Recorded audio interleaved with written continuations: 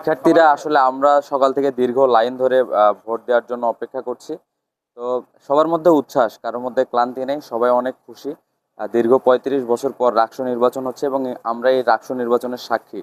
সেই সাথে আহ, আমরা জীবনের প্রথম ভোটটি দিচ্ছি এবং আমাদের জীবনের প্রথম ভোটটিই কিন্তু দিচ্ছি আমাদের ছাত্র সংসদ নির্বাচনে, আমাদের প্রতিনিধি নির্বাচনে। তো সব মিলিয়ে আমরা অনেক বেশি উচ্ছ্বসিত এবং আমরা আশাবাদী।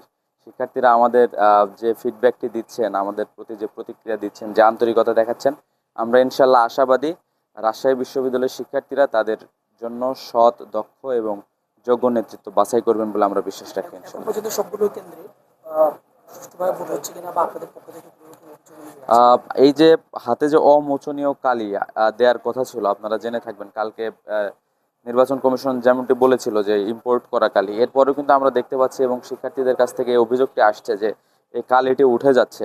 তো এই ব্যাপারে আমরা প্রশাসনের কাছেও আমাদের অভিযোগ জানিয়েছি এবং হচ্ছে যে আপনাদের মাধ্যমে আবারও জানাতে চাই যে যত দ্রুত সম্ভব এই প্রবলেমটিকে অ্যাড্রেস করে সলভ করতে হবে। এই অমোচনীয় কালি যাতে ব্যবহার করা হয়, এই ব্যাপারে প্রশাসনকে আমরা আহ্বান জানাচ্ছি। এখন পর্যন্ত সব ঠিকঠাক এখনো আমরা অবজারভেশন করছি, আমরা এখনো হচ্ছে রেড কার্ড বা গ্রিন কার্ড কিছু দিতে চাই না। আমরা অবজারভেশন করছি, শিক্ষার্থীদের সাথে কথা বলছি যারা ভোট দিয়েছেন এবং যারা ভোটের জন্য অপেক্ষা করছেন। ইনশাল্লাহ আপনারা দেখতে পাবেন।